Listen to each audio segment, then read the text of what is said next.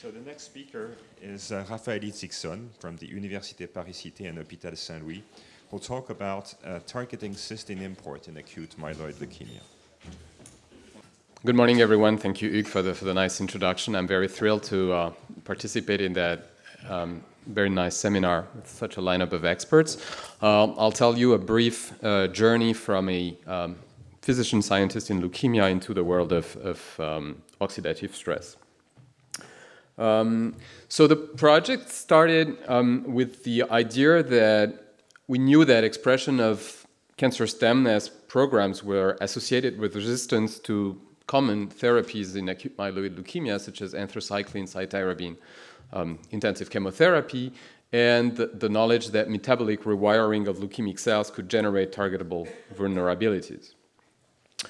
So we went on for a search towards druggable AML-specific metabolic dependencies by investigating single-sample gene set enrichment analysis, focusing on metabolic pathways associated with stemness signatures, crossing that with available pan-cancer CRISPR screens to identify AML-specific metabolic dependencies, then focus on genes that were associated with poor prognosis in several cohorts of patients, and obviously amenable to drug repurposing because I have no chemical knowledge. So we collected a bunch of leukemia stemness pathways and investigated their pairwise correlations with expression of a collection of metabolic pathways that were manually curated. And we immediately identified that metabolic signatures associated with cysteine and methionine metabolisms were exquisitely associated with expression of these stemness programs. Moreover, such cysteine metabolisms appeared as one of a few specific AML dependencies in CRISPR or shRNA dependency screens across cancer cell lines. And among the genes that compose this pathway, our attention was caught by SLC7A11, which I will call 7A11 during the rest of the talk, because high expression of 7A11 was associated with poorer overall survival in 3 independent cohorts of patients.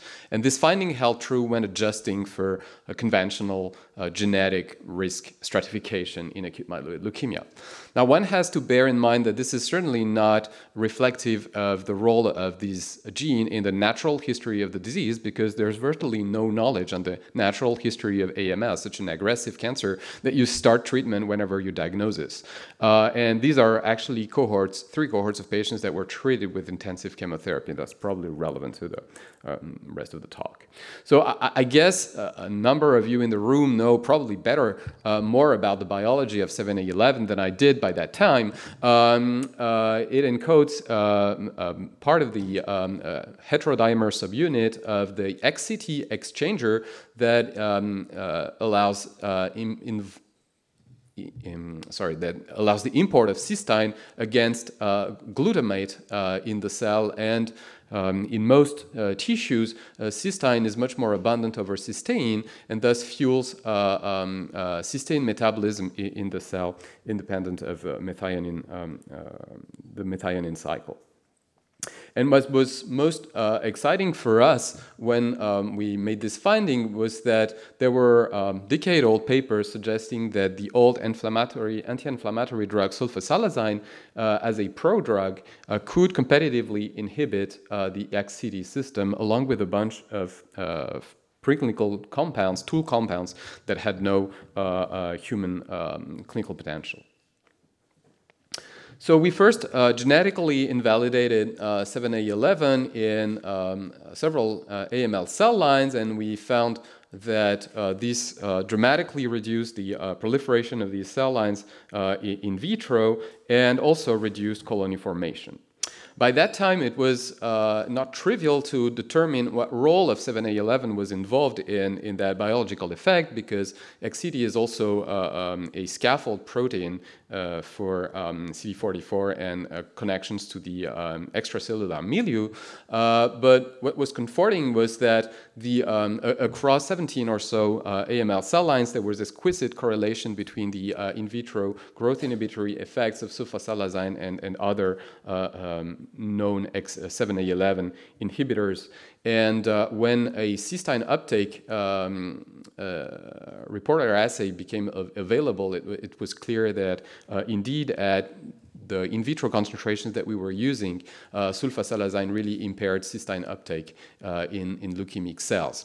And obviously the critical experiment was to show that supplementation in vitro with cystine totally reverted the anti-leukemic properties of sulfasalazine.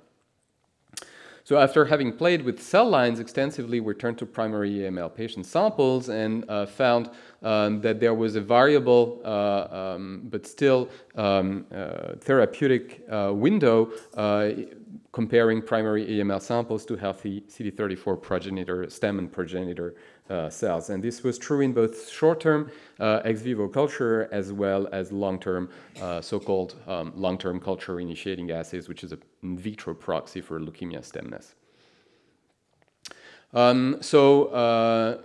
By that time, we didn't know much about ferroptosis, I should say, so we just wanted to rule out other cell mechanisms that could account for the anti-leukemic properties of sulfasalazine in the system, and we really found no effect, no impact on apoptosis, cell cycle, or differentiation.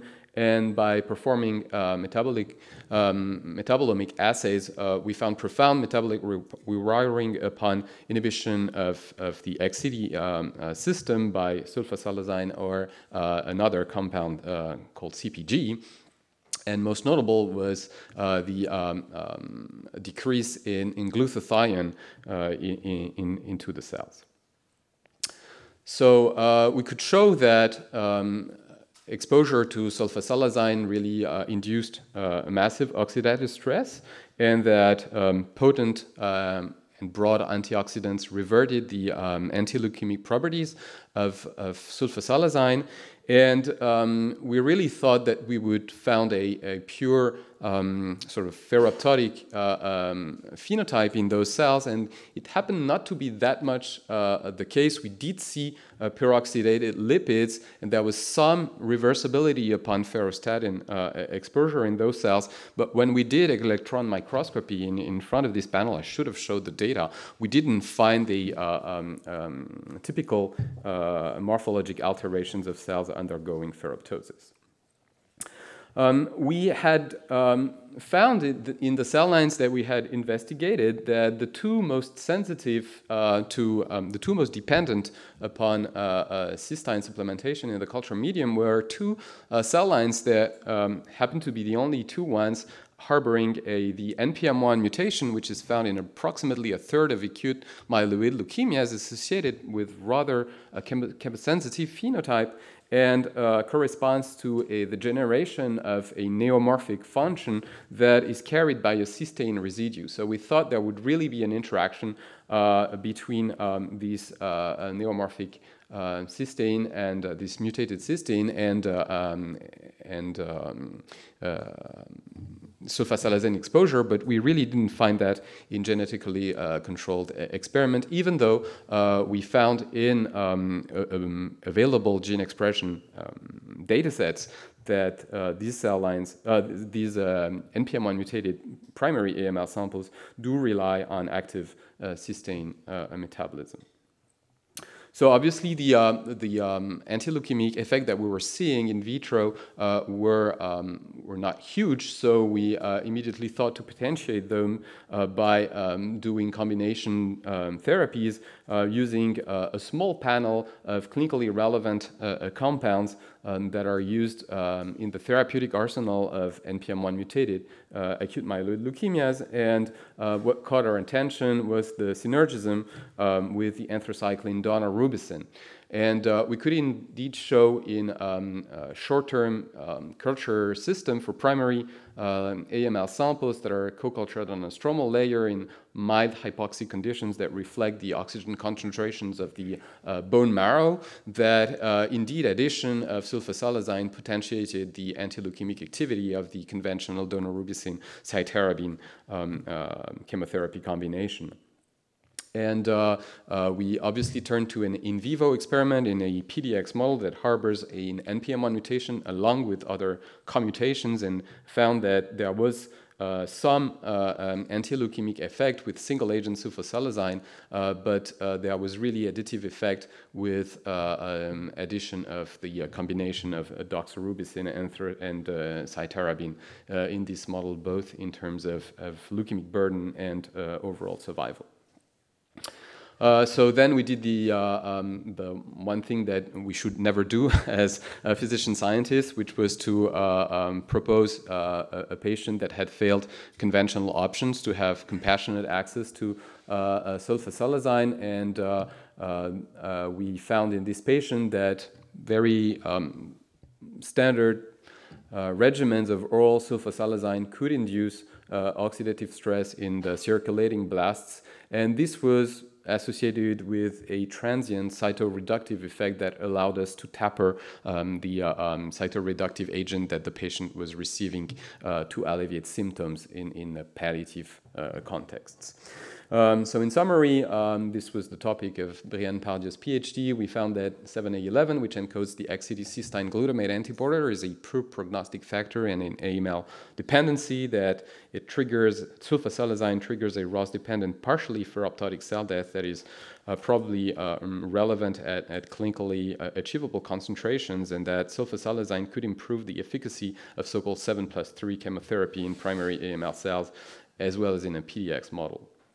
So because I'm a clinician and because sulfasalazine is available and expensive, we immediately turned to clinical translation, and with the support of Fondation ARC, we were able to initiate a clinical trial where we investigate actually a priming, I should say, with sulfasalazine along with conventional induction chemotherapy in patients that are 6 years or older. The reasoning behind this trial design was that it was certainly it would certainly be too optimistic to imagine that repurposing of sulfasalazine would have any meaningful clinical activity in a conventional patient population that has failed conventional options, and it was felt sort of ethically acceptable to focus on patients that are older and still amenable to eligible for intensive chemotherapy, because the results of intensive chemotherapy are far from satisfactory, and thus there would be room for improvement.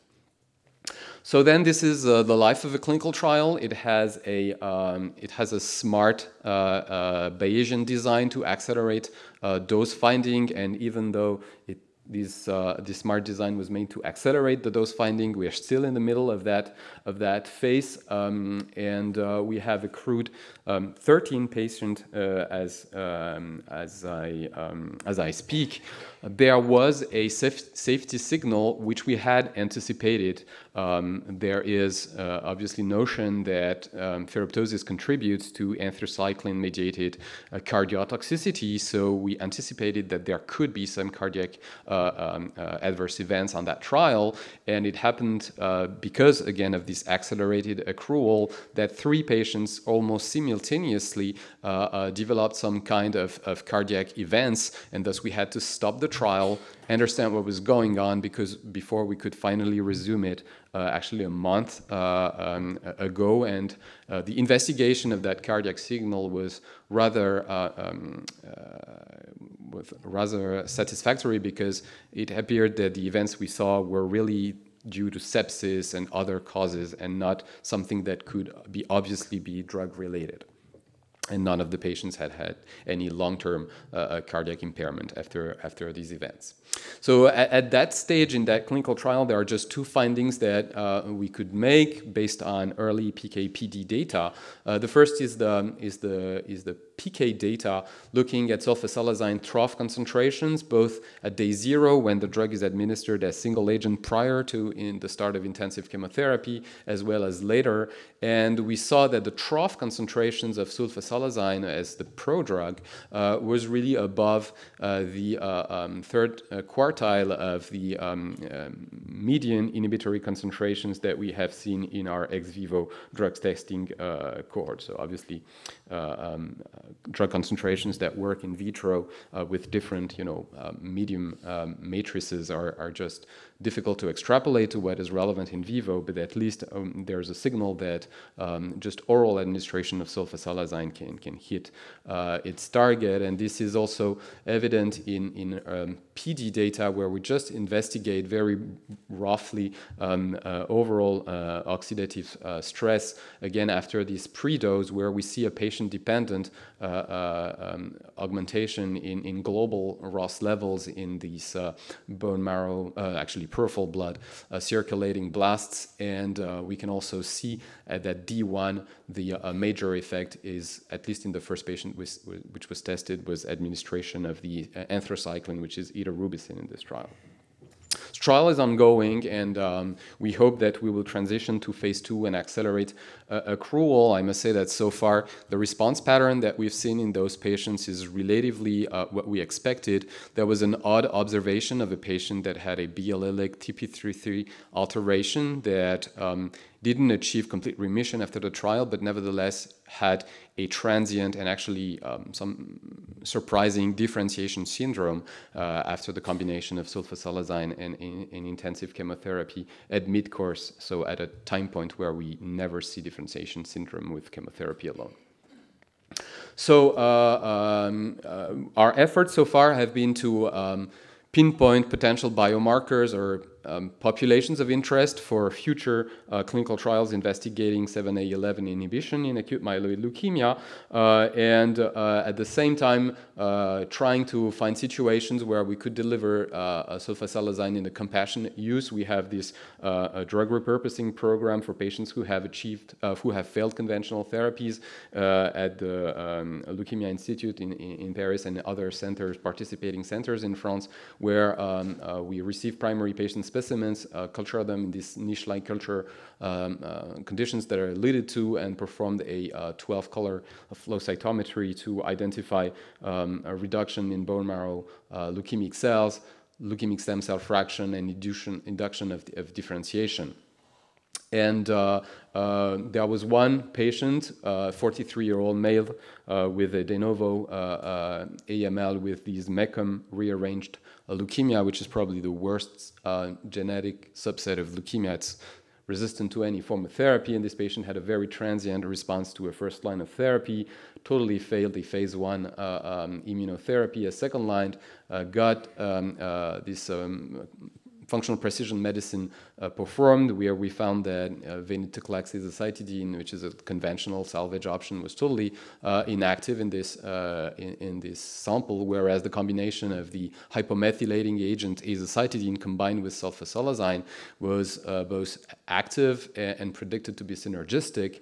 And this patient could receive AZA and sulfasalazine for quite a few months. He had so-called morphology leukemia. Free survival is certainly not the best category of response per international criteria, but still was able to live happily with his family for around 6 months before the disease relapsed. And we still haven't investigated what are the changes upon relapse, but certainly we can learn a lot from these clinical resistance experiments, obviously.